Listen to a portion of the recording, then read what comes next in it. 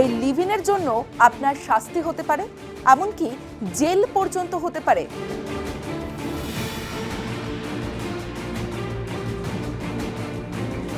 দেশে প্রথম অভিন্ন দেওয়ানি বিধির বিল পেশ হলো উত্তরাখণ্ডে।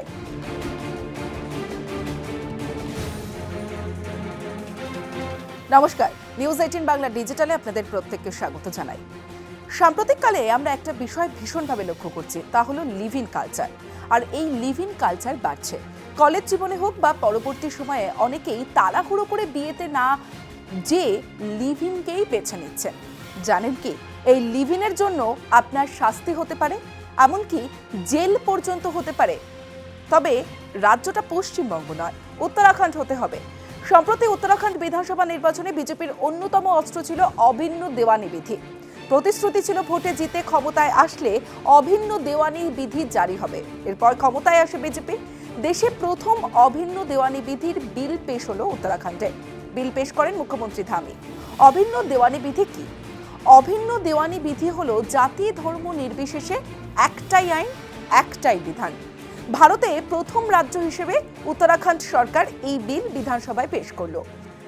বিবাহ, দত্তক গ্রহণ, সম্পত্তির উত্তরাধিকারের মতো বিষয়গুলিতে সকলের জন্য একই আইন চালু হওয়ার পথে আরও এক ধাপ এগোলো উত্তরাখণ্ড।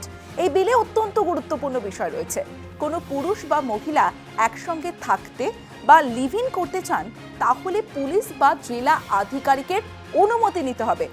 লিভ ইন সম্পর্কের ঘোষণাপত্র সঙ্গে রাখতে হবে যুগলকে। যদি দেখাতে না পারেন তাহলেই বিপদ। সর্বোচ্চ 6 মাসের জেল বা 25,000 টাকা জরিমানা কিংবা উভয়ই হতে পারে। পাশাপাশি বিলে আরও বলা হয়েছে, যদি লিভ ইন সম্পর্ক নথিভুক্ত করতে দেরি হয়, সেক্ষেত্রে 3 মাস পর্যন্ত জেল বা 10,000 টাকার জরিমানা কিংবা দুটোই হতে পারে। এখানেই শেষ না। আর যদি তাদের বয়স 21 বছরের নিচে হয়, তবে বাবা মায়ের সম্মতির প্রয়োজন পড়বে। ধর্ম নির্বিশেষে মেয়েদের ন্যূনতম বিয়ের বয়স 18 এবং ছেলেদের ক্ষেত্রে 21 বছর করা হয়েছে। সেই সঙ্গে রেজিস্ট্রি বিবাহ বাধ্যতামূলকের কথা বলা হয়েছে এই বিলে। ফলে অনেকেই আশঙ্কা করছেন এই নতুন বিধি হ্যারাসমেন্টের কারণ হতে পারে। আজ এখানেই শেষ করছি। অন্যান্য আরও তথ্য পেতে দেখতে থাকুন নিউজ 18 বাংলা।